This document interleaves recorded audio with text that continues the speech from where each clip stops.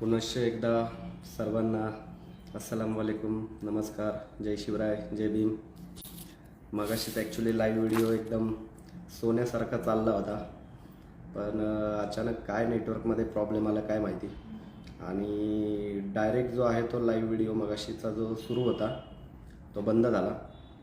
बरीच भूमिका जी आहे ती मांडली होती आणि एवढी भूमिका मांडल्यानंतर तो लाईव्ह व्हिडिओ मगाचा जो आहे तो अचानकपणे डायरेक्ट बंद झाला. आणि मग काय म्हणतात ते मूड ऑफ होऊन जातो एखाद्या गोष्टीचा, असा प्रकार झाला. पण तरी पण भूमिका मांडणं गरजेचं आहे. त्याच्यामुळं आत्ता परत जे आहे ते लाईव्ह आलो. आता हा जर समजा लाईव्ह बंद झाला तर लेखी स्वरूपामध्ये जे आहे ती भूमिका मांडण्याचा जो आहे तो प्रयत्न करेल. तर सगळ्यात पहिल्यांदा जो मुद्दा आपण घेतोय की आपण ॲक्च्युली आत्ताच्या लाईव्ह सेशनमध्ये 3 मुद्द्यांवर जे आहे ते प्रकाश टाकणार आहोत. एक तर औरंगाबादचं जे आहे ते नामांतर छत्रपती संभाजी महाराज नगर जे झालं, छत्रपती संभाजीनगर झालं ते. त्यानंतर विशाळगडवर जे आहे ते अतिक्रमण जे आहे त्याच्या विषयावर.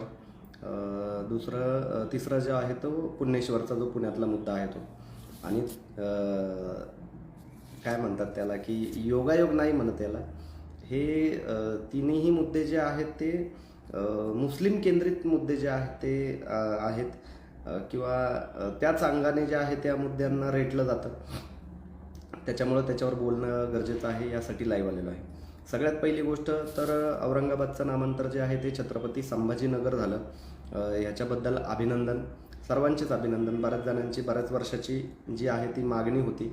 औरंगजेब जो आहे तो स्वराज्याचा शत्रू होता आणि त्याचं जे आहे त्याच्या नावाने एखादं शहर म्हणा किंवा जिल्हा म्हणा महाराष्ट्रामध्ये नसावं, ही त्यामागची भूमिका होती. आणि त्या भूमिकेशी आम्ही देखील त्याच्याशी जे आहे ते सहमत होतो.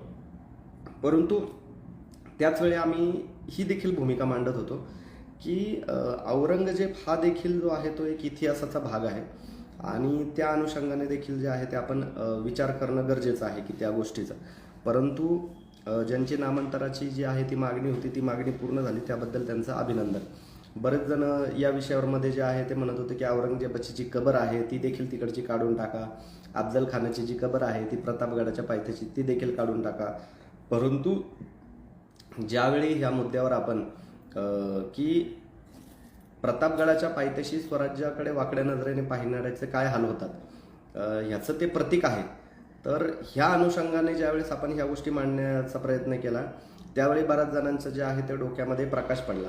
दुसरी गोष्ट अशी की ज्या संपूर्ण हिंदुस्थानचा बादशाह म्हणून जो आहे तो औरंगजेब मिरवत होता, त्या औरंगजेबाला महाराष्ट्रामध्ये येऊन जे आहे ते मरावं लागलं आणि महाराष्ट्रामध्ये जे आहे ती त्याची कबर बांधली गेली. ही महाराष्ट्रासाठी आणि प्रत्येक शिवप्रेमी शंभूप्रेमीसाठी जी आहे ती अभिमानाची गोष्ट आहे.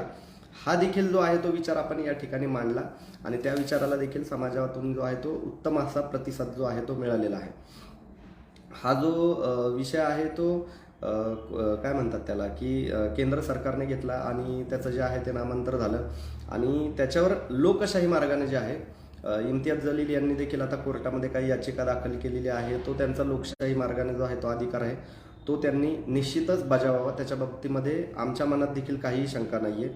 परंतु हे करत असताना इम्तियाज जलील यांनी उपोषण वगैरे ह्या सगळ्या ज्या गोष्टी आहेत या सगळ्या गोष्टी करण्याची काही आवश्यकता नाही.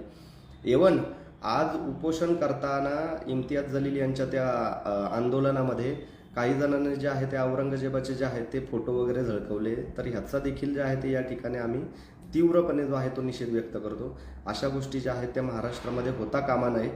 आणि ह्या गोष्टी होत असताना एका खासदाराने तरी या गोष्टीचं जे आहे ते समर्थन कुठल्याही पद्धतीने करणं जे आहे ते चुकीचं आहे. जेव्हा तुम्ही म्हणता की आम्ही छत्रपती शिवाजी महाराजांचा आदर करतो, छत्रपती संभाजी महाराजांचा आदर करतो आणि त्याचवेळी अशा पद्धतीनं जे आहे ते आपल्या आंदोलनामध्ये औरंगजेबाचे फोटो झळकवले जातात, या गोष्टीचा जे आहे तो इम्तियाज जलील यांनी जो आहे तो निषेध व्यक्त केला पाहिजे.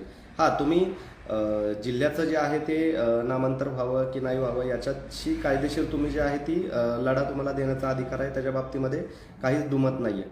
परंतु याच इम्तियाज जलील यांनी मागच्या वेळेस जे आहे ते मराठा आरक्षणाच्या मुद्द्यावरून देखील जे आहे ते कोर्टामध्ये याचिका दाखल केली होती की आरक्षण मिळू नये या अनुषंगाने त्यांनी कोर्टामध्ये जे आहे ते याचिका दाखल केली होती आणि 2च दिवसामध्ये जी आहे ती त्यांनी मागे घेतली होती.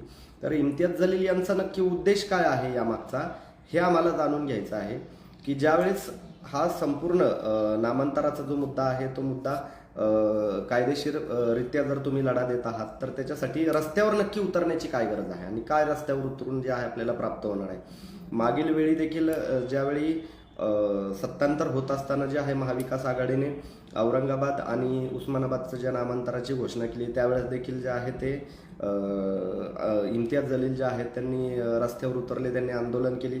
नो डाऊट आता याच्याविषयी जे आहे काही गोष्टी ज्या आहेत ते क्लिअर कट बोलल्या पाहिजेत, की औरंगाबाद जिल्ह्याचं नाव औरंगाबाद राहावं असं त्या ठिकाणच्या बऱ्याच मुस्लिम आणि हिंदू लोकांची देखील अपेक्षा आहे, की त्या जिल्ह्याचं नाव तेच राहावं किंवा त्या शहराचं नाव तेच राहावं. त्याच्या वादामध्ये जे आहे ते आम्हाला पडायचं नाही आहे. परंतु हा मुद्दा कोर्टाच्या अधीन किंवा सत्तेच्या अधीन सत्ताधाऱ्यांच्या अधीन असताना रस्त्यावर लोकांना उतरून ह्याने काय साध्य होणार आहे आणि काय लाभ मिळणार आहे हा जो प्रश्न आहे हा प्रश्न इम्तियाज जलील यांना मी मागच्या वेळेस देखील विचारला होता आणि एवन जे आहे मी इम्तियाज जलील यांच्यावर कायदेशीर कारवाई देखील व्हावी असे देखील त्यावेळेस विचार मांडले होते. विषय जे आहे नामांतराच्या अनुषंगाने हा एक विषय जो आहे नामांतर झालेला आहे. त्याच्यामध्ये आणखीन कोर्टामध्ये काय पुढची प्रक्रिया चालेल किंवा काय चालेल त्याच्या बाबतीमध्ये पूर्णपणे शाश्वती आपण देऊही शकत नाही. परंतु तो सगळा मुद्दा जो आहे ते केंद्र सरकारने जो आहे एक निर्णय तर घेतलेला आहे.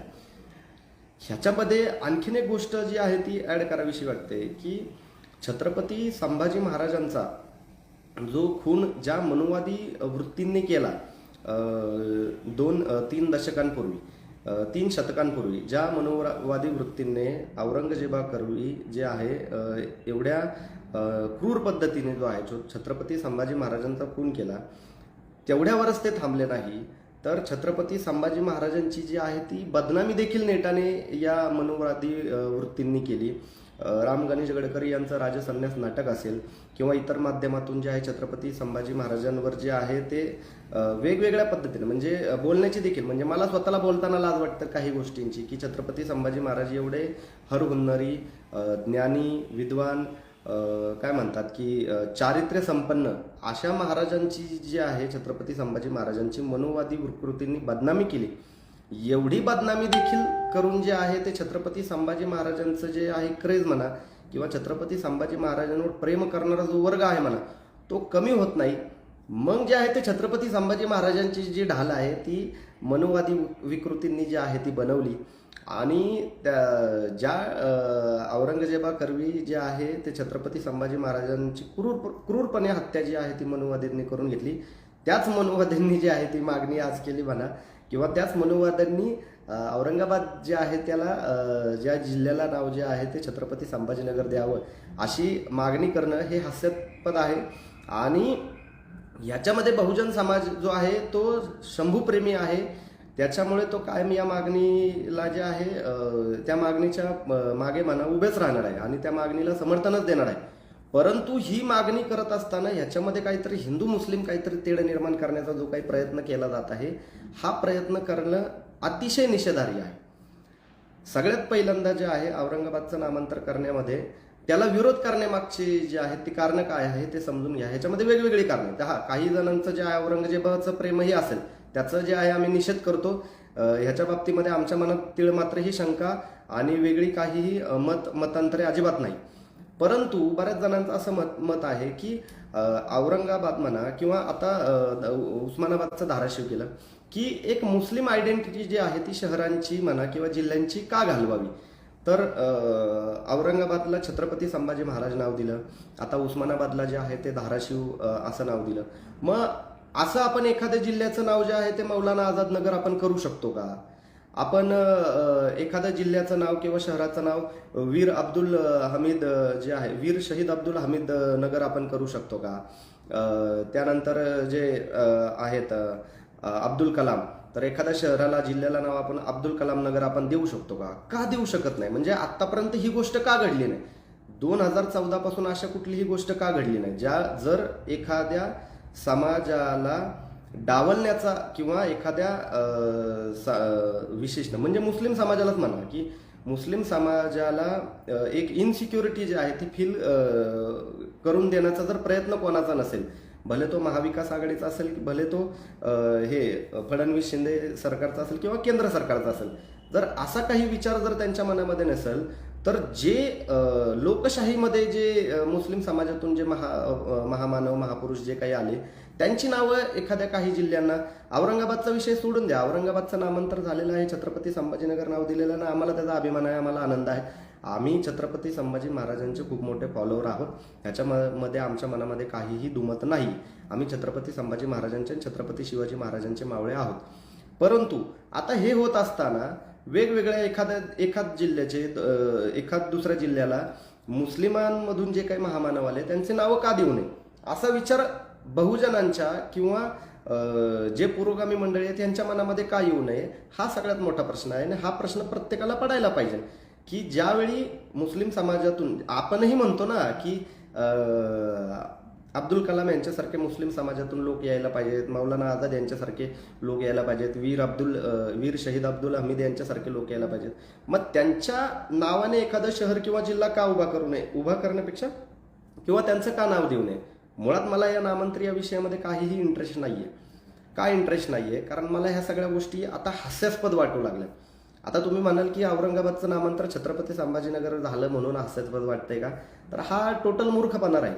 मला उलट आनंद झालाय की आम्ही ज्या छत्रपती संभाजी महाराजांना फॉलो करतो त्या छत्रपती संभाजी महाराजांचं नाव हे औरंगाबादला दिलं, त्याच्या बाबतीमध्ये काहीही म्हणजे काय म्हणतात की त्याच्यामध्ये आमच्या मनामध्ये शंका नाही. परंतु हे करत असताना आपण कुठंतरी इतिहास जो आहे तो पुसला, हे देखील तितकंच सत्य आहे. काही दिवसापूर्वी मी थोड्या वेळापूर्वी बोललो की अफजल खानाची कबर काढून टाका, औरंगजेबाची कबर काढून टाका, अशा पद्धतीच्या ज्या काही मागण्या केल्या जात होत्या, तो जसा छत्रपती शिवाजी महाराजांचा इतिहास पुसण्याचा डाव होता, तशाच पद्धतीचा हा देखील डाव आहे की जे मोगलांनी जी काही शहरांना नावं दिलेली आहेत किंवा मोगलकालीन एखाद्या शहराला जिल्ह्याला नाव आहेत, ती जिल्ह्यांची नावं पुसायची का? कारण की मग ह्यांच्याच बरोबर जो आहे तो छत्रपती शिवाजी महाराजांनी लढा दिला ना, मग इतिहासच पुसण्याचं काम जे आहे ते एक पद्धतीने आपण करत आहोत, हे देखील तितकंच लक्षात घेतलं पाहिजे. याच्याही पलीकडे जाऊन औरंगाबादमध्ये आता मी देखील छत्रपती संभाजी महाराजनगरमध्ये मी देखील फिरलेलो आहे. मी ते बीबी का मकबरा पाहिलेला आहे, त्या औरंगजेबाच्या कबरीवर गेलेलो आहे, त्या अजंठा वेरूळच्या लेण्यांवर गेलेलो आहे. आता ते सगळं जे आहे ते छत्रपती संभाजी महाराजनगरमध्ये त्या जिल्ह्यामध्ये येतं. आता त्यात सगळ्यात जुनी जर वास्तू काय त्याच्यामध्ये असेल तर मला वाटतं की ती अजंठा आणि वेरूळची जी आहे ती लेणी त्या ठिकाणी जुनी वास्तू असेल, सर्वात जुनी वास्तू. आणि याला मला नाही वाटत की कोणी चॅलेंज करेल म्हणून. मग आपण त्याच्याशी रिलेटेड का नाव दिलं नाही बरं, हा देखील प्रश्न पडतो. माझी तशी अपेक्षा काहीच नाहीये, मला काहीतरी नवीन वाद निर्माण करायचा अशातलाही काही भाग नाही. परंतु हा विचार का आपण करत नाही? आणि ह्या जिल्ह्यांच्या शहरांच्या नामांतराच्या विषयामध्ये एवढे काही काही नवीन नवीन विषयाला लागलेत. आता ते बुलढाण्याचं जे आहे, बुलढाण्याला जिजाऊनगर हे नाव द्या असं म्हणायला लागलेत. हो, सिंदखेड राजामध्ये राजमाता राष्ट्रमाता जिजाऊंचा जन्म झालाय, त्यामुळे ती मागणी आली असेल. त्यानंतर अहमदनगरला जे आहे ते अहिल्याबाई होळकर नगर नाव द्या म्हणतायत. आता वाशिमला जे आहे ते वलसुधर काहीतरी असंच नाव आहे, म्हणजे ते नाव पण व्यवस्थित घेता येत नाही, असं काहीतरी नाव द्या म्हणून येत आहे. मग ह्या गोष्टी कधी थांबणार आहेत? काय ह्या गोष्टी कंटिन्यू सतत चालूच राहणार आहेत? नामांतर नामांतर नामांतर. आणि ह्याने मिळणार काय आहे हा सगळ्यात मोठा प्रश्न आहे बरं का. बरं, छत्रपती संभाजी महाराजांचं नाव एखाद्या जिल्ह्याला दिल्याने किंवा एखाद्या जिल्ह्याला धाराशिव नाव दिल्याने ह्याने काहीही होणार आहे का, हा सगळ्यात मोठा प्रश्न आहे. की छत्रपती संभाजी महाराजांचा सन्मान त्याने होणार आहे का, तर अजिबात होणार नाही.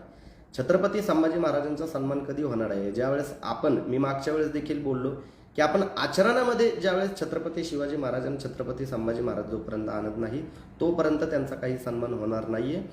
आज छत्रपती संभाजी महाराजांचा जन्म हा पुरंदर किल्ल्यावर झाला, त्यानंतर त्यांचा जो मृत्यू आहे तो संगमेश्वरच्या तिथे, वडूबुद्रुकच्या तिथे झाला, आणि त्यांचं सगळं जे काय आहे ते पुणे जिल्ह्यामध्ये झालं. आणि ह्या सगळ्या गोष्टी ज्या आहेत, मग आपण पुण्याला का नाव दिलं नाही हा देखील प्रश्न पडतो. पण स्टील मला ह्या विषयातच इंटरेस्ट नाहीये. छत्रपती संभाजी महाराजांचं नाव म्हणजे आम्ही ज्या ज्यावेळी त्या जिल्ह्यामध्ये जाऊ त्या त्यावेळी आमच्या तोंडी येईल ह्याचा आनंद आमच्या मनामध्ये कायम असेल. परंतु एका पद्धतीने हे इतिहास पुसण्याचं जे काम आहे ते चाललेलं आहे, आणि याच्यातून बहुजनांनी सावरलं पाहिजे हे मला सांगायचं आहे. की एक वेळ अशी येईल की छत्रपती शिवाजी महाराज लढलेच नव्हते. आता ज्या पद्धतीने त्यांचं दैवीकरण चालू आहे की छत्रपती शिवाजी महाराज, ह्याच्यावर मी एक वेगळं सेशन जे आहे ते छत्रपती शिवाजी महाराजांचं दैवीकरण, त्याच्यावर एक वेगळं सेशन खरं तर लाईव्ह घेणार होतो. पण ह्याच्यामध्ये थोडासा टच जो आहे तो त्याला देणं गरजेचं असं वाटतं की छत्रपती शिवाजी महाराजांचं ज्या पद्धतीनं दैवीकरण, आरत्या, त्यांचा दैवत म्हणून उल्लेख ज्या पद्धतीने केला जातो, काही दिवसांनी छत्रपती शिवाजी महाराज हे माणूसच नव्हते असं सांगितलं जाईल आणि मग ते दैवी अवतार काहीतरी होते अशा पद्धतीने काहीतरी सांगितलं जाईल आणि मग छत्रपती शिवाजी महाराजांनी ह्या काही गोष्टी ज्या आहेत ते काही म्हणजे पराक्रमच नाही त्यांचा अशाही पद्धतीने सांगितलं जाईल. का सांगितलं जाऊ शकतं याचं कारण असं की ज्या मोगलांशी, ज्या कुतुबशाही असेल, निजामशाही असेल किंवा पोर्तुगीज असतील किंवा इतर सगळ्या ज्या काही शाह्या असतील, त्या ज्या राज्यकर्त्यांशी छत्रपती शिवाजी महाराजांनी लढा दिला, छत्रपती संभाजी महाराजांनी लढा दिला, त्या राज्यकर्त्यांच्या ज्या काही खुणा होत्या इथे त्या पुसण्याचा प्रयत्न चालू आहे आणि ते पुसून मिळणार काय आहे तर काहीच मिळणार नाही. देअर इज नथिंग, कोणालाही काहीही मिळणार नाही.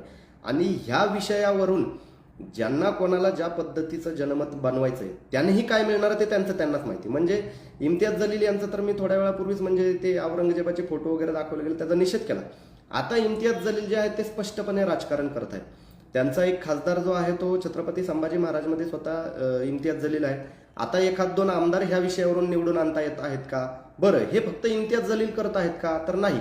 तुम्हाला असं वाटतंय की छत्रपती संभाजी महाराजांचं नाव त्या जिल्ह्याला दिलं म्हणजे हे जे काही मनुवादी लोक आहेत यांच्या मनामध्ये छत्रपती संभाजी महाराजांविषयी प्रेम आहे, तर हा तुमचा सर्वात मोठा गोड गैरसमज आहे. याच लोकांनी छत्रपती संभाजी महाराजांना अतिशय विकृत पद्धतीने जो आहे तो खून करून मारण्यासाठी पुढाकार घेतला आणि छत्रपती संभाजी महाराजांची बदनामी करून करून पूर्णपणे थकल्यानंतर जे आहे त्यांना डोक्यावर घेण्याचं काम जे आहे ते या वृत्तींनी केलेलं आहे. आणि ती वृत्ती देखील बहुजनांचा वापर जो आहे तो फक्त आणि फक्त छत्रपती संभाजी महाराजांचं नाव घेऊन जो आहे तो बहुजनांचा वापर करत आहे. याच्या पलीकडे त्यांचाही दुसरा काहीही उद्देश नाही, त्यांचाही काही उद्देश नाही आणि एवन इम्तियाज जलील यांचा देखील दुसरा आता काही उद्देश राहिलेला नाही. आता त्याच्या पलीकडे मी दुसराही विषय मांडला की मुस्लिम समाजातनं जे काही महामानव आलेले आहेत त्यांची नावं एखाद्या जिल्ह्याला तरी 36 जिल्हे आहेत. ह्या 36 जिल्ह्यांना जर 1-2 जिल्ह्यांना, एखाद्या जिल्ह्याला मौलाना आझाद नगर, एखाद्या जिल्ह्याला अबुल कलाम आझाद नगर, एखाद्या जिल्ह्याला वीर शहीद अब्दुल हमीद नगर असं जर दिलं तर काही फरक पडेल का? अशी मागणी आपण केली पाहिजे. आणि तशी जर मागणी आपण करणार नसू तर मला असं वाटतं की आपण स्वतःला फसवत आहोत आणि आपल्या मनामध्ये कुठंतरी मुस्लिम द्वेष जो आहे तो सुप्त दडलेला आहे, जो द्वेष आपण दाखवत नाही आहोत पण आपल्या मनामध्ये आहे असं मला कुठंतरी वाटतं आणि ह्याच्यावर बोललं पाहिजे. आता जो नामांतराचा मुद्दा आहे मला वाटतं मी तो क्लिअर केलेला आहे. आणि ह्याच्यामध्ये देखील नामांतराच्या मुद्द्यामध्ये आणखीन एक मुद्दा ऍड करायचा होता पण सांस्कृतिक जो आहे तो लढा पण तो पुढे घेतो कारण ह्या सगळ्या गोष्टींचा सार काय आहे ते नंतर सांगतो. आता विशाळगडावर जी दर्गा आहे त्या दर्ग्याचं जे आहे हजरत मलिक रेहान मीरा साहेब यांची जी त्या ठिकाणी जी दर्गा आहे त्या विशाळगडाचं जे अतिक्रमण आहे ह्या अतिक्रमणावर खूप मोठ्या प्रमाणामध्ये बोललं जातं. मी तर चॅलेंज करतो, आता लाईव्ह माझा व्हिडिओ जे बघतात ना त्यांनी बऱ्याच जणांपर्यंत हा व्हिडिओ कृपया पोहोचवा आणि मला त्यांच्याशी डिबेट करायची बाबा की हा नक्की विषय काय आहे आणि कशासाठी नक्की एवढ्या सगळ्या गोष्टी चाललेल्या आहेत. कारण की जर सामान्य दृष्टिकोनातून पाहिलं तर काही गोष्टी त्या ठिकाणी विशाळगडाच्या ठिकाणी चुकीच्या 100% घडतात, परंतु त्या फक्त विशाळगडावरच घडतात का हा सगळ्यात मोठा प्रश्न आपल्याला पडायला पाहिजे. मग आपण फक्त विशाळगडावरच का बोलतो हा सगळ्यात मोठा प्रश्न आहे. विशाळगडावर बोलू नये अशातला भाग नाही. निदान माझ्या तरी शिवप्रेमावर या निमित्ताने कोणी संशय घ्यावा अशी मला वाटत नाही कोणाची पात्रता आहे. कारण मी स्वतः बरेच किल्ले फिरलोय. छत्रपती शिवाजी महाराजांचे वेगवेगळे आयाम जे आहेत ते मी नेहमीच सांगत असतो आणि पुढेही सांगत राहील. याच्या बाबतीमध्ये काही दुमत असण्याचं कारण नाही. विशाळगडावर जे आहे हजरत मलिक रेहान मीरा साहेब यांची दर्गा आहे. आता ती दर्गा जी आहे ती गेले 600-700 वर्ष त्या किल्ल्यावर आहे. आता हजरत मलिक रेहान जे आहेत ते आता एकीकडे एक लक्षात घ्या बरं का की मुस्लिम समाजामधले सुफी संतांच्या परंपरांचा जो आहे तो आदर केला पाहिजे ना असं मोठ्या प्रमाणामध्ये भाजपचे लोक जे आहेत ते म्हणतात की मोदींनी देखील मध्ये सुफी परंपरेचे जे आहे ते खूप मोठ्या प्रमाणामध्ये जे आहे ते गुणगान गायलं होतं. अहो मग हे हजरत मलिक रेहान मीरा साहेब हे कोण आहेत? हे सुफी संतच आहेत, ह्यांना संतच म्हणतात. आणि हे संत जे आहे 600-700 वर्षापूर्वी जे आहे ते त्या ठिकाणी आले, त्या ठिकाणी वास्तव्याला राहिले आणि त्याच्यानंतर त्या ठिकाणी जे आहे त्यांची दर्गा बांधली गेली. बरं, त्या दर्ग्याच्या आजूबाजूला जे काही अतिक्रमण झालेलं आहे, ह्या अतिक्रमणावर हे फक्त काही हिंदुत्ववादी लोक बोलतात का? तर हा खूप मोठा गोड गैरसमज आहे. ह्या अतिक्रमणाच्या विरोधामध्ये मुस्लिम समाजातून देखील कोल्हापूरमध्ये मोठ्या प्रमाणामध्ये आवाज आहे की त्या ठिकाणी खादिम लोकांनी जे आहे ते अतिक्रमण मोठ्या प्रमाणामध्ये केलेलं आहे, खोल्या बांधलेल्या आहेत आणि त्या ठिकाणी बऱ्याच ठिकाणी दारू वगैरे मिळते. बरं, हे दारू पिणारा समाज कुठला आहे? आता दारू पिणारा समाज त्या ठिकाणी काय मुस्लिम समाज आहे? त्या ठिकाणी दारू पिणारा समाज कुठला आहे? गांजा ओढणारा समाज कुठला आहे? आणि बरं, तिथं ते कोंबड्या वगैरे त्या सगळ्या गोष्टी कापल्या जातात, नॉनव्हेज वगैरे बनवलं जातं, ते सगळं बंद व्हायला पाहिजे आणि ह्याच्याशी मी सहमत आहे, 100% सहमत आहे. पण ते करतं कोण? हा सगळ्यात मोठा प्रश्न आहे ना. ते करतं कोण आणि कोणासाठी केलं जातंय नक्की? ह्या सगळ्या गोष्टी हिंदू आणि मुस्लिमच्या चौकटीतून पाहणं किती किती योग्य आहे? बरं, त्याच्याही पलीकडे जाऊन या महाशिवरात्रीच्या दिवशी त्या ठिकाणी कुठले तरी ते हर्षल सुर्वे वगैरे नामक कुठली तरी व्यक्ती होती, त्यांच्या सोबतचे काहीतरी 50-100 लोक वगैरे गेली आणि त्या ठिकाणी जाऊन जे आहे त्या तोफेच्या ठिकाणी काहीतरी कुठला तरी बॉम्ब लावला, सुतळी बॉम्ब, आणि काहीतरी त्यांनी मोठ्या मोठ्या तलवारी वगैरे नाचवले. काय मिळालं त्यांनी? म्हणजे मला प्रश्न पडतोय, मिळालं काय बुवा? आणि काय होणार आहे? तुम्हाला खरंच तो लढा जो आहे तो अतिक्रमणाचा लढा आहे का तुमचा? खरंच अतिक्रमणाचा लढा आहे का तुमचा विकृतीकडे जाणारा लढा आहे? म्हणजे छत्रपती शिवाजी महाराजांना तरी तुम्ही हे जे काही करताय हे आवडलं असतं का? अतिक्रमण केलेलं तर छत्रपती शिवाजी महाराजांना आवडलं नसतं, 100% आवडलं नसतं. परंतु त्याच्या ह्याच्यामध्ये जे काही दर्ग्याच्या बाजूला तोंड करून तोफेचं जे काही ते सुतळी बॉम्ब वाजवला जातो, ह्या गोष्टी तर छत्रपती शिवाजी महाराजांना आवडल्या असता का? आपण जे आहे लाईव्ह सेशन चालू ठेवतोय पुढे कंटिन्यू, मध्ये थोडंसं इंटरप्शन आलं त्याबद्दल सॉरी. तर ज्या काही गोष्टी ह्याच्यावर घडल्या विशाळगडावर, ह्या छत्रपती शिवाजी महाराजांना तरी आवडल्या असता का? हा सगळ्यात मोठा प्रश्न आहे. बरं, आता त्या ठिकाणी घडलं काय की अतिक्रमण जे आहे ते विशाळगडावर जाताना दोन्ही बाजूला रस्त्यांवर अतिक्रमण आहे. त्याच्याही पलीकडे जाऊन किल्ल्यावर जी दर्गा आहे त्या दर्ग्याच्या आजूबाजूला देखील जे आहे ते घरांचं अतिक्रमण आहे. ते अतिक्रमण काढलं पाहिजे, त्याच्या बाबतीमध्ये काहीही दुमत नाही. परंतु ते अतिक्रमण कसं काढलं गेलं पाहिजे? ते कायदेशीररित्या काढलं गेलं पाहिजे. बरं, आपण एका ठिकाणी ज्यावेळी म्हणतो की लोकशाहीवर आमचा विश्वास आहे, लोकशाहीने आम्ही ह्या सगळ्या गोष्टी करणार, मग लोकशाहीने जर आपण या गोष्टी करणार असू तर लोकशाहीवर एवढा अविश्वास का? हा सगळ्यात मोठा प्रश्न.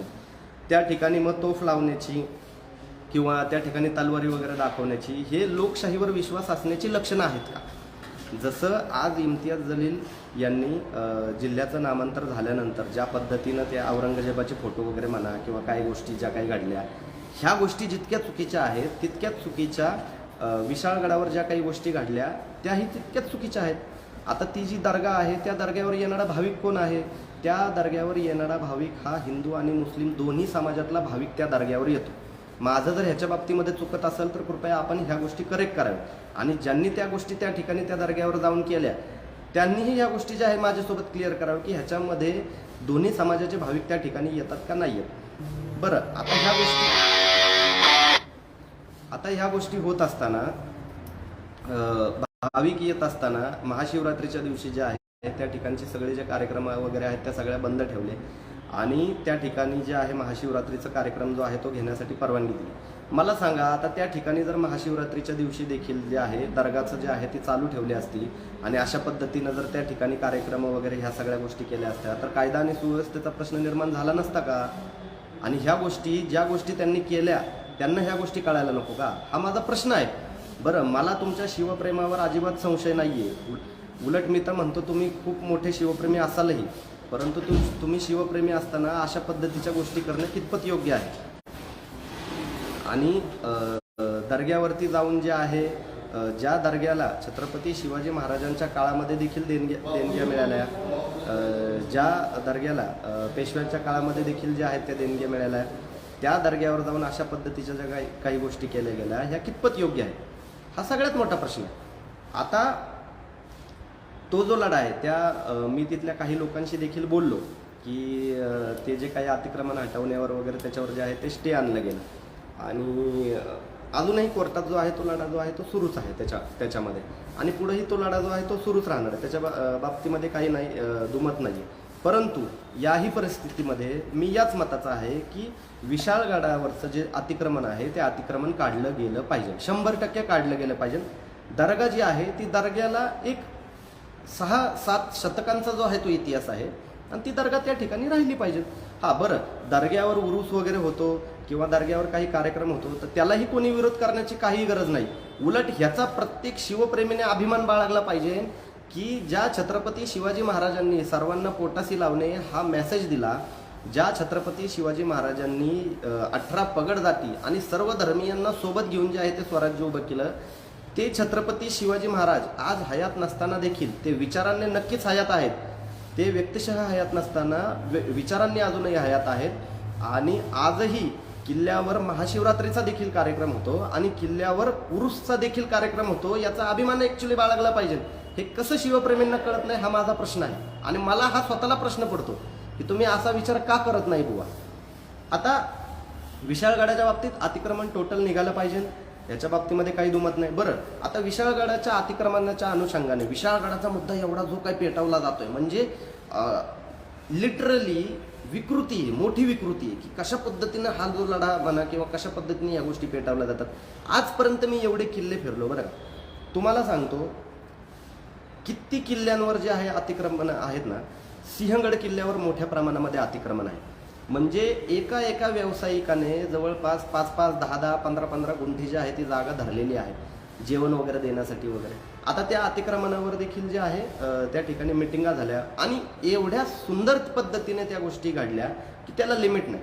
व्यावसायिकांनी देखील काही सपोर्ट केला, अजूनही काही काढलं गेलेलं नाही आहे. त्या गोष्टी ज्या आहेत म्हणजे तानाजी मालुसरे यांच्या समाधीकडे आपण ज्यावेळेस जातो त्यावेळेस आपल्याला दुतर्फा जे आहे ते अतिक्रमण दिसतं आणि किल्ल्याच्या वरती देखील काही ठिकाणी जे आहे वेगवेगळ्या ठिकाणी व्यावसायिकांनी जे आहे ते अतिक्रमण केलेलं आहे. आता ह्याच गोष्टी तुम्ही प्रतापगडावर गेलं तर प्रतापगडावर देखील जे आहे ते मोठ्या प्रमाणामध्ये अतिक्रमण आहे. प्रतापगडावर जे आहे ते अतिक्रमण आजपर्यंत मी कुठल्या किल्ल्यावर एवढ्या मोठ्या प्रमाणामध्ये अतिक्रमण पाहिलं ना, तेवढं अतिक्रमण जे आहे ते प्रतापगडावर आहे. प्रतापगडावर छत्रपती शिवाजी महाराजांचे जे स्मारक आहे तेवढी एक बसायला मोकळी जागा सोडली आणि जो बुरुंज आहे त्या बुरुंजाचा फोटो प्रत्येकजण सोशल मीडियावर टाकतो, त्या बुरुंजाची जागा सोडली तर इतर कुठल्याही ठिकाणी जे आहे ते बसण्यासाठी जागा देखील नाही. प्रतापगडावर सगळी दुकानं आणि घरं आहेत. आता त्या अतिक्रमणाविषयी कोणी का बोलत नाही हा सगळ्यात मोठा प्रश्न आहे. बरं, आता फक्त ह्याच किल्ल्यांवर अतिक्रमण आहेत का? पन्हाळ्यावर देखील अतिक्रमण आहे. त्याच्या पलीकडे तुम्हाला सांगतो की मी हरिश्चंद्रगडावर गेलो, हरिश्चंद्रगडावर देखील लोकांनी घरं बांधलेली आहेत. मी आजपर्यंत अतिक्रमण न पाहिलेला जर कुठला किल्ला मला वाटला की जो जाण्यायोग्य आहे आणि अतिक्रमण नाही तर असा एकमेव किल्ला मी पाहिलेला रायगड जो किल्ला आहे त्या किल्ल्यावर अतिक्रमण मला कुठल्याही पद्धतीचं दिसलं नाही. तोरणा किल्ले, राजगड किल्ले ह्यांच्यावर तर तुम्ही व्यवस्थित पद्धतीने जाऊ शकत नाही, पण जाण्यासाठी चांगल्या वाटा असलेले जे किल्ले आहेत आणि त्या किल्ल्यांवर अतिक्रमण न पाहिलेला किल्ला हा रायगड हा किल्ला मला असं वाटलं. बरं, रायगडवरच्या पण त्या किल्ल्याच्या ठिकाणी पण एक दर्गा आहे. अरे बरं, त्या दर्ग्याला छत्रपती शिवाजी महाराजांची सनद आहे त्या दर्ग्याला, पण हे कोणीच सांगत नाही.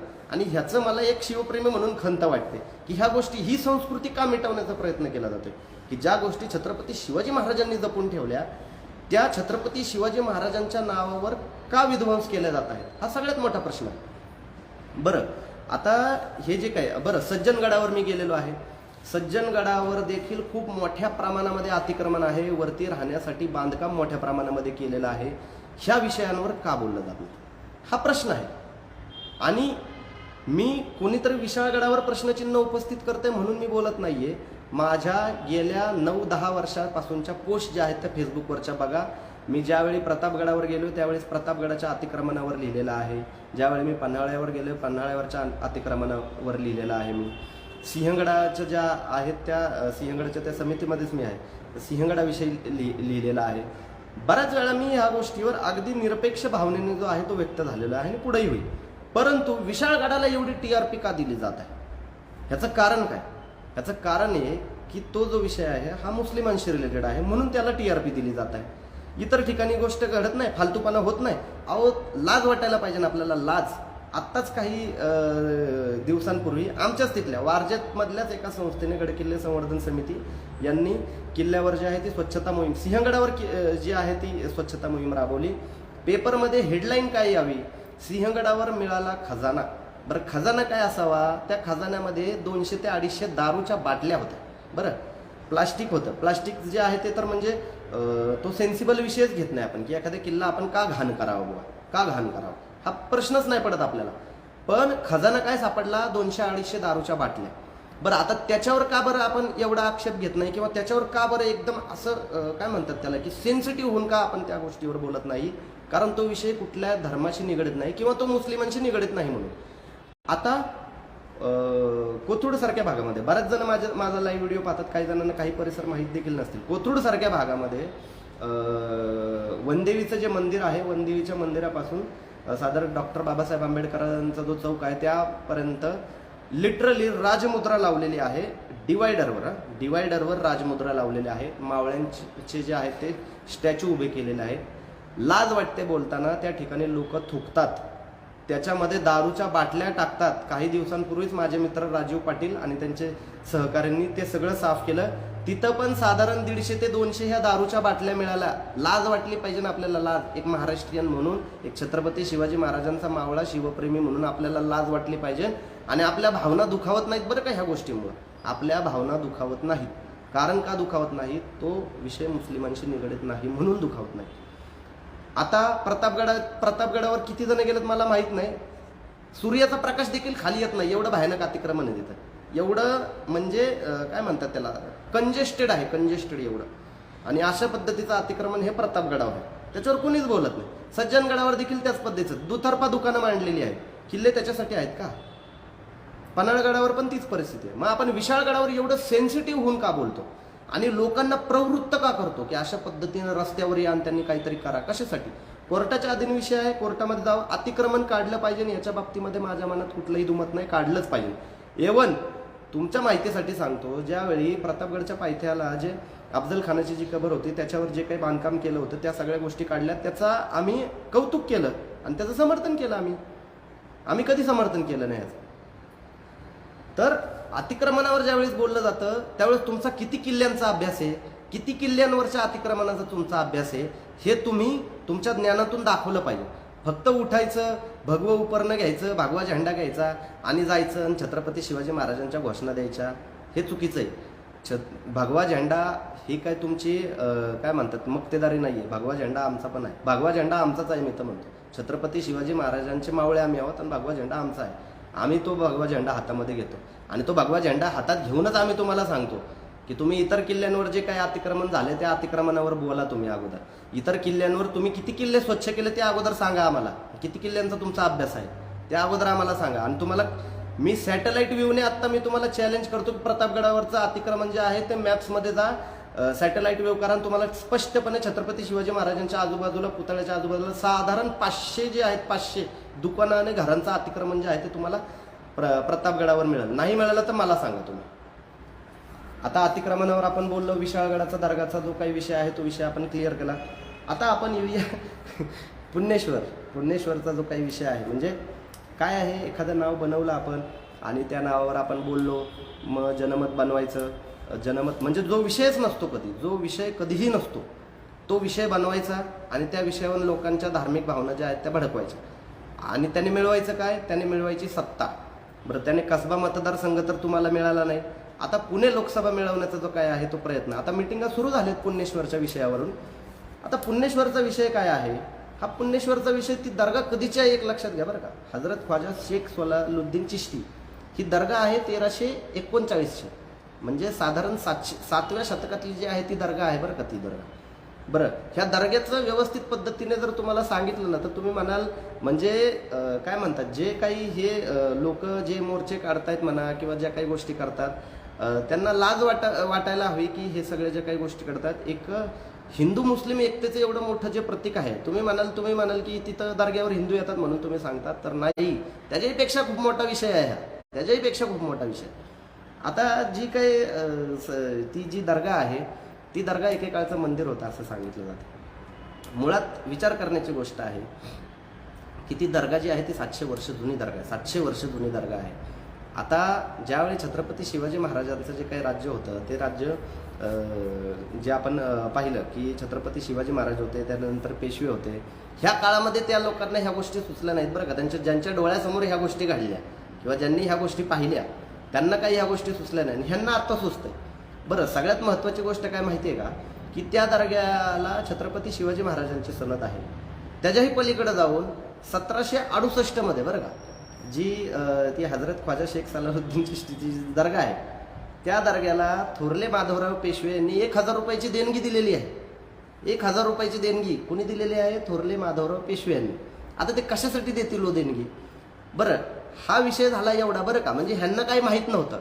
पण आत्ताच्या ज्यांचं काही अभ्यास नाही, काही नाही, काही माहीत नाही, फक्त भगवं उपरणं घ्यायचं, म्हणजे कशाला त्या भगव्याला तरी बदनाम करताय रे बाबांनो? आम्ही त्या भगव्याला मानतो, आम्ही छत्रपती शिवाजी महाराजांच्या भगव्याला मानतो, कशाला त्या भगव्याला तरी बदनाम करताय? असं माझं विनम्र आव्हान आहे त्यांना, की ह्या गोष्टी नका करू बाबांनो, तुम्हाला काही त्यातनं मिळणार नाही. हा, पाशवी बहुमताच्या आधारावर तुम्हाला थोड्याफार गोष्टी ज्या आहेत त्या करता येतील, परंतु तुम्ही छत्रपती शिवाजी महाराजांनी जो काही इतिहास घडवलेला आहे, छत्रपती शिवाजी महाराजांनी जी काही संस्कृती इथं रुजवलेली आहे, जी हिंदू मुस्लिम एकतेची जी संस्कृती रुजवलेली आहे छत्रपती शिवाजी महाराजांनी, संभाजी महाराजांनी, राजमाता राष्ट्रमाता जिजाऊंनी, ती संस्कृती कशी काय हिरावून घेणार तुम्ही हो? कशी काय हिरावून घेणार? हा माझा प्रश्न आहे. म्हणजे ह्याच्या बाबतीत तुम्हाला राग येईल, पण माझा प्रश्न आहे, तुम्ही ती संस्कृती हिरावून कशी काय घेणार आहात? आणि ती संस्कृती आहे तिथं. बरं, हा विषय एवढ्या पुरता मर्यादित आहे का? तर नाही, अजिबात नाही. आता तुम्हाला सांगतो, दर रमजान ईदच्या 1 महिन्यानंतर या हजरत ख्वाजा शेख सलाहुद्दीन चिश्ती या दर्ग्यामध्ये उर्स होतो. बरं, ह्या उर्समध्ये व्हावं काय? उर्समध्ये तुम्हाला वाटेल मुस्लिम समाज येतो आणि मग ते काय ढोल ताशे वगैरे काय काय वाजवले जातात, तर नाही. फक्त तेवढ्यावर नाही, तिथं काळ भैरवनाथाचं एक मंदिर आहे. बरं, ते मंदिर किती लांब असावं तिथून? ते मंदिर साधारण 100 ते 150 मीटर लांब आहे त्या दर्ग्यापासून. त्या काळ भैरवनाथ मंदिरामधून नाचणीची भाकर प्रत्येक वर्षी उर्सला या हजरत ख्वाजा शेख सलाहुद्दीन चिश्ती या दर्ग्यामध्ये येते. प्रत्येक वर्षी, बरं का. तुम्ही विचार करा, ते काळ भैरवनाथाचं मंदिर आहे, त्या काळ भैरवनाथाच्या मंदिरामध्ये मुस्लिम समाज बसलेला असतो त्या ठिकाणी, आणि तो एक मान आहे. त्या काळ भैरवनाथाच्या मंदिरामधून ती जी नाचणीची भाकर आहे ती अगोदर 4 ते 5 दर्ग्यांमधून यायची. ती पुण्यातल्याच आजूबाजूच्या 4 ते 5 दर्ग्यांमधून ती यायची, परंतु आता फक्त आणि फक्त ह्या एका दर्ग्यामध्ये येते ती नाचणीची भाकर. ट्रॅफिक आणि ह्या सगळ्या गोष्टींमुळे जी आहे ती परंपरा कुठेतरी मागे पडली. परंतु ही नाचणीची भाकर जी मी दोन्ही मंदिरांना दर्ग्यालाही भेट देऊन आलोय आणि त्या काळ भैरवनाथाच्या मंदिराला देखील भेट देऊन आलेलो आहे. त्या मंदिरातून जी आहे ती नाचणीची भाकर या ठिकाणी, ही संस्कृती आहे महाराष्ट्राची. बरं, ही संस्कृती पाहिली कोणी? या संस्कृतीचं दर्शन जे आहे ते छत्रपती शिवाजी महाराजांनी घेतलं. या संस्कृतीचं जे आहे ते दर्शन पेशव्यांनी घेतलं. या संस्कृतीचं दर्शन महात्मा फुलेंनी घेतलं. आणि जे जे काही महामानव पुण्यामध्ये आले त्या सर्वांनी या संस्कृतीचं दर्शन घेतलेलं आहे. आणि ही संस्कृती तोडणारे तुम्ही कोण, हा प्रश्न आता आम्हाला पडतोय. की छत्रपती शिवाजी महाराजांचे वैचारिक वारसदार म्हणून हा आम्हाला प्रश्न पडतोय की ही संस्कृती तोडणारे तुम्ही कोण नक्की?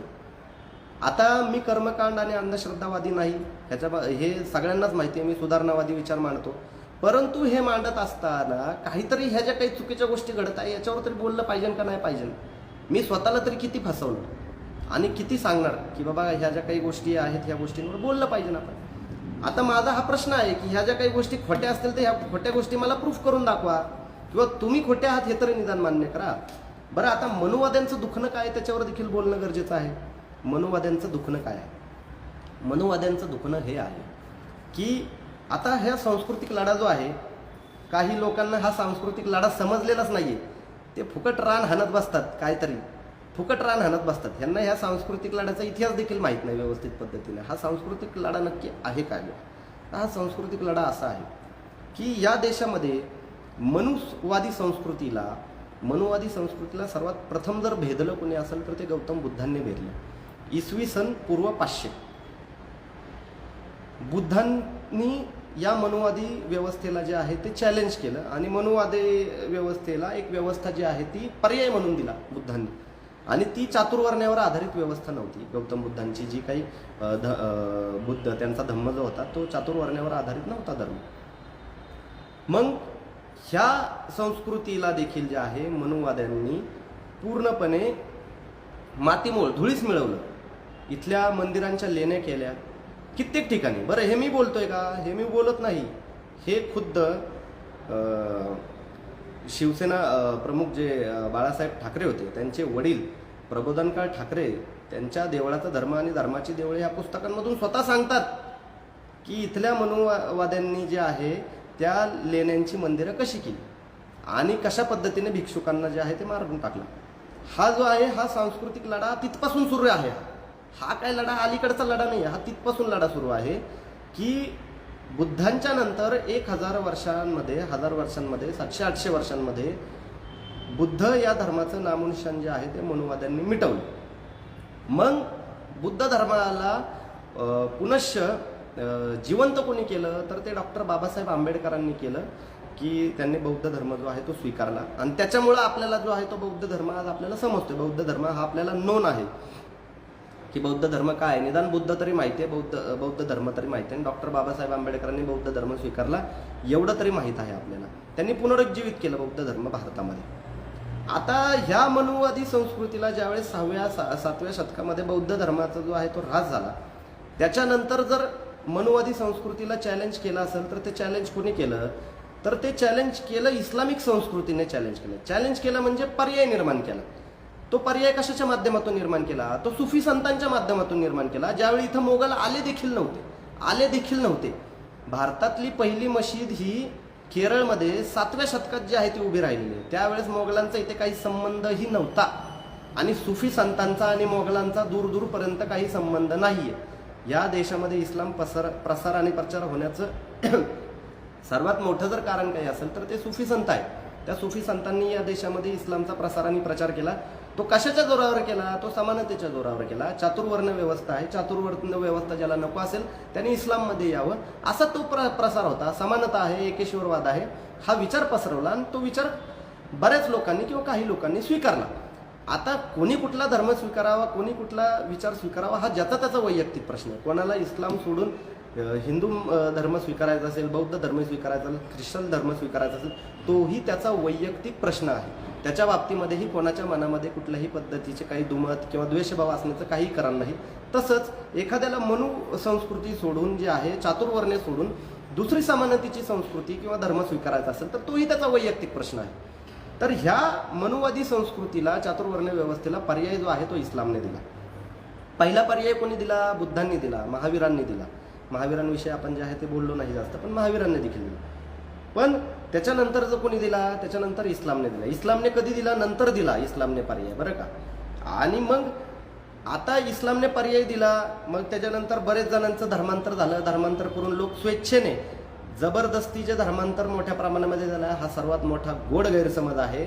शूद्रातिशूद्र समाजामधून जे आहे ते काय म्हणतात त्याला, गोरगरीब समाज, ज्यांना उपेक्षित समाज आपण म्हणतो, उपेक्षित समाज जो आहे तो उपेक्षित समाज मोठ्या प्रमाणामध्ये इस्लाममध्ये धर्मांतरित झाला. याचं कारण इथली चातुर्वर्ण व्यवस्था आहे.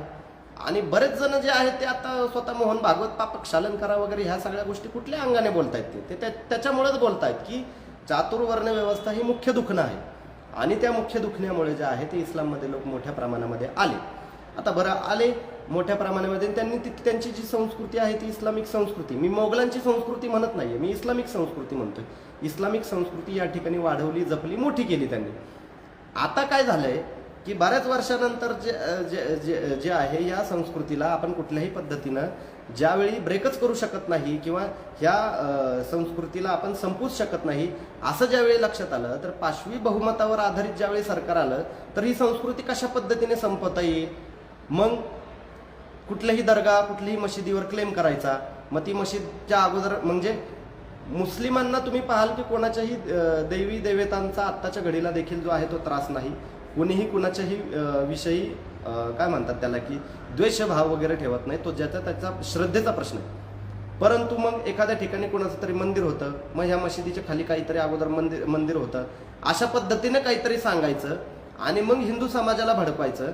आणि ज्या पर्यायाने, इस्लाम ह्या पर्यायाने मनुवादी जी चातुर्वर्ण व्यवस्था आहे त्याला पर्याय उभा केला होता, त्या व्यवस्थेला ब्रेक करायचं, त्यांचं सांस्कृतिक हनन करायचं. हा जो काही आहे हा मनुवाद्यांचा मुख्य डाव आहे आत्ताच्या घडीला. आणि ह्या मुख्य डावापासून वाचण्यासाठी किंवा या मुख्य डावापासून आपल्याला स्वतःला किंवा सावरण्यासाठी मुस्लिमांनी खरं तर काय केलं पाहिजे, मुस्लिमांनी सगळ्या मशिदींचं जे आहे ते डॉक्युमेंटेशन व्यवस्थित केलं पाहिजे. सर्व दरगाह जे आहेत त्या दरगाहाचं डॉक्युमेंटेशन व्यवस्थित केलं पाहिजे. आपल्याकडे कागदपत्र काय काय आहेत ती कागदपत्र आपण नीट व्यवस्थित जे आहे ती जपून ठेवली पाहिजे आणि ती कागदपत्र व्यवस्थित पद्धतीने सादर केली पाहिजे. हा त्याच्यावरचा पर्याय आहे. लोकशाहीमध्ये तुम्हाला लोकशाही मार्गाने जो आहे तो लढा द्यावा लागणार आहे. हा लढा रस्त्यावर उतरून कुठल्याही पद्धतीने दिला जाऊ शकत नाही. रस्त्यावर उतरून फक्त आणि फक्त जनमत बनवलं जाऊ शकतं, जे भाजपला बनवायचं आहे. मतांमध्ये रूपांतर, फक्त मतांमध्ये रूपांतर. नाहीतर तुम्ही एक विचार करा ना, आता औरंगाबाद जिल्ह्याचं नामांतर सत्तेमध्ये मोदी सरकार कधीपासून आलं? 2014 पासून. नामांतर करायला एवढा उशीर का लावला? आज महाराष्ट्रामध्ये कसबा पेठेची निवडणूक जी आहे, विचार करण्याची गोष्ट आहे. कसबा पेठेच्या पोटनिवडणुकीच्या 2 दिवस आधी जे आहे, 1 दिवस आधी नामांतराचा जो आहे तो निर्णय घेतला जातो. विचार करण्याची गोष्ट आहे की ह्या सगळ्या गोष्टी फक्त निवडणुकांच्या अंगाने चाललेल्या आहेत. आत्मीयता थोडीही नाही, कुठल्याही पद्धतीची आत्मीयता नाही. या परिस्थितीमध्ये केलं काय पाहिजे? दोन्ही समाजाने एकतर लोकशाही पद्धतीने जो आहे तो या गोष्टींवर बोललं पाहिजे, व्यक्त झालं पाहिजे. दुसरी गोष्ट की ज्या ठिकाणी मुस्लिमांमध्ये दर्गा असतील, मशिदी असतील, त्यांचं डॉक्युमेंटेशन व्यवस्थित झालं पाहिजे. डॉक्युमेंटेशन व्यवस्थित असेल तर कोणीही काहीही करू शकत नाही. कायद्याचं राज्य आहे, कायदेशीर लढा त्या ठिकाणी द्यावा लागतो. आणि ज्यावेळेस कोर्टामध्ये ह्या गोष्टी सिद्ध होतात की ह्या गोष्टी ज्या आहेत ही वास्तूच आधीपासून अशी आहे, त्याला कोणीही काही करू शकत नाही. मी स्वतः देखील जे काही हजरत ख्वाजा शेख सलालुद्दीन चिश्ती त्या दर्ग्याला भेट देऊन आलेलो आहे. दर्ग्यामध्ये कुठल्याही पद्धतीचं त्या ठिकाणी 700 ओ दादा आतमध्ये बसून थोडं, माझं लाईव्ह चालू आहे त्याच्यामध्ये इंटरप्शन होईल. आतमध्ये बसून बोललात तर बरोबर. तर ह्या ज्या काही गोष्टी आहेत, मला तिथं कुठल्याही पद्धतीचं काही चुकीचा ज्या काही प्रकार आहे तो दिसला नाही. फक्त मी ह्या ज्या काही गोष्टी सांगतोय ह्या का सांगतोय आत्मीयतेने? कारण ह्या गोष्टी विकृतीकडे कुठेतरी घेऊन चालवण्याचा प्रयत्न केला जातोय. तो कशाच्या नावावर प्रयत्न केला जातोय? छत्रपती शिवाजी महाराजांच्या नावावर प्रयत्न केला जातोय. भगवा झेंडा हातात घेऊन केला जातोय. आम्ही तुम्हाला त्या ठिकाणी काय म्हणतो की आम्ही म्हणण्यापेक्षा मी स्वतःही त्या ठिकाणी चॅलेंज करतो की ह्या गोष्टी ज्या काही मी सांगितल्या त्या चुकीच्या आहेत हे सिद्ध करून दाखवा. फक्त इलेक्शनच्या अनुषंगाने आत्ता तर तुम्हाला सांगतो, ही पोटनिवडणूक हारल्यामुळे भाजपच्या पोटामध्ये एवढा मोठा गोळा आलेला आहे की त्या गोळ्याला लिमिट राहिलेलं नाही. आणि त्याने होतंय काय की त्याच्यामुळे आता पुढच्या ज्या निवडणूक आहे, लोकसभा असतील, महानगरपालिका असतील, ह्या फक्त आणि फक्त ह्या धार्मिक मुद्द्यांच्या नावावर लढवल्या जाणार आहे. रस्त्यावरती खड्डे पडले, पुण्यामध्ये मोठ्या प्रमाणामध्ये ट्रॅफिक जाम झाले, काय म्हणतात त्याला की वाहतूक व्यवस्था पूर्णपणे कोलमडलेली आहे. या सगळ्या गोष्टींचं कोणालाही काही पडलेलं नाहीये. फक्त पडलेलं कशाचं आहे तर ह्या सगळ्या गोष्टींचं, आणि ज्या गोष्टींना काही व्हॅल्यू नाही समाजामध्ये. म्हणजे लोक 1-1 तास ट्रॅफिकमध्ये अडकतात, त्याच्यावर कोणीही बोललं जात नाही, कुठेही हा प्रश्न मांडला जात नाही. त्याच्यासाठी कोणाचा आक्रोश मोर्चा निघत नाही. आणि मोर्चा कशासाठी निघतोय तर बेसलेस टॉपिक, हे सगळ्यात बेसलेस टॉपिक. आणि मी चॅलेंज करतो, सगळ्यांना चॅलेंज करतो, उघडपणे या, चर्चा करा, संवाद करा. आम्ही संवादी माणसं आहोत, आम्हाला तरी निदान बोलवा. आमच्यासारख्यांना देखील बोलवत नाहीत संवाद करायला. हे लोक कशाची भीती असेल हो यांना? कशाची भीती असेल? म्हणजे हा प्रश्न आहे माझा. मी त्या लवजी हातच्या मुद्द्यावर देखील बऱ्याच जणांना म्हणलो की मला बोलवा, मलाही बोलायचंय, मलाही प्रूफ पाहिजे. गेल्या 10 वर्षापासून ह्या मुद्द्यावर मी लिहितोय. एक देखील केस तुम्ही दाखवू शकला नाहीत अजून पैगंबर शेख नावाच्या व्यक्तीला.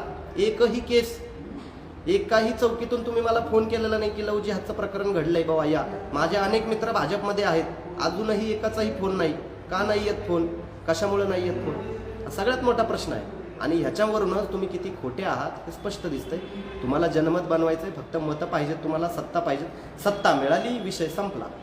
आणि मग पुढे 5 वर्षानंतर सत्ता मिळवण्यासाठी अजून काहीतरी त्या मुद्द्याला थोडीशी मलमपट्टी करायची, नाहीतर नवीन मुद्दा काहीतरी काढायचा. आणि हे किती दिवस चालणार? हे चालणार. आमच्या पिढ्यानं पिढ्या ज्या आहेत त्या चालूच आहेत या गोष्टी. तर ह्या गोष्टी थांबवल्या पाहिजेत. मी थांबतो. कोणाच्या काही कमेंट वगैरे आल्यात का त्या पाहतो. कमेंट दिसतात, बऱ्याच जणांच्या कमेंट आल्यात खरं तर. पण आता प्रत्येकाच्या कमेंटला 2 मिनिटात दिसत आहेत का त्या बघू दे मला व्यवस्थित अगोदर.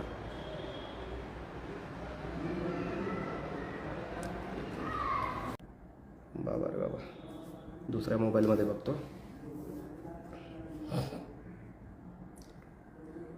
आय होप सर्वांना लाईव्ह व्हिडिओ हा आवडला असेल अशी अपेक्षा मी करतोय. आणि दुसऱ्या फोनमध्ये काय कमेंट आल्यात का त्या बघतो. 1 मिनिट फक्त.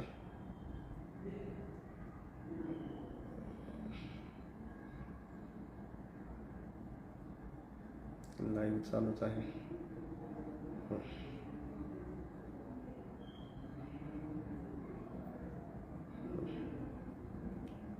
सूर्य 1 मिनिट. उमाशंकर यांनी एवढे स्टार दिलेत की काय विचारायचंच नाही. अगदी चैतन्य जाधव म्हणाले तर अगदी बरोबर बोललाय सर तुम्ही. तर धन्यवाद. लाईव्ह व्हिडिओ किती वेळ झाला ते बघतो जरा, 1 मिनटं, कारण बराच ताणलं तर काही फायदा नाही त्याचा. 50 मिनिटाचा लाईव्ह व्हिडिओ झालाय. तर मला वाटतं की आता थांबलं पाहिजे ह्या व्हिडिओवर. आणि कोणाला काही आक्षेप असेल काही असेल तर सरळ सरळ फोन करा. माझा नंबर बऱ्याच जणांकडे आहे, बरेच जण फोन करत असतात. फोन करा, फोन करून बोला. मलाही समजू द्या की मी जे काही मुद्दे मांडले त्या मुद्द्यांमध्ये काय चुकीचं आहे काय नाही ते. आणि मी तर आत्ता देखील चॅलेंज करतो की मी जे हे सगळे मुद्दे मांडले, तुम्ही लोकशाही मानता तर हे मुद्दे जे आहेत ते खोडून दाखवा, असं माझं तुम्हाला आव्हान आहे. हे मुद्दे खोडून दाखवा. तुमचे मुद्दे मला समजू द्या की काय मुद्द्यांमध्ये चुकलं बुवा, काय झालं बुवा, आणि त्याच्यावर सर्वकष चर्चा होऊ द्या ना. आणि चर्चा झाल्यानंतर कळेल ना कुठला विचार जो आहे तो बरोबर आहे, ते कळेल त्याच्यानंतर. तर थांबतो मी. तुम्ही सर्वांनी जे आहे ते एवढ्या वेळ दिलात, लाईव्ह व्हिडिओ पाहिलात, त्याबद्दल तुम्हा सर्वांचे धन्यवाद. मी अशी अपेक्षा करतो की हा जो लाईव्ह व्हिडिओ आहे तुम्ही सर्वांपर्यंत पोहोचवाल, जास्तीत जास्त लोकांपर्यंत हा जो विचार जो काही मांडला आहे या लाईव्ह व्हिडिओच्या माध्यमातून तो पोहोचवाल अशी अपेक्षा करतो आणि थांबतो. जय जिजाऊ, जय शिवराय, जय हिंद, जय महाराष्ट्र.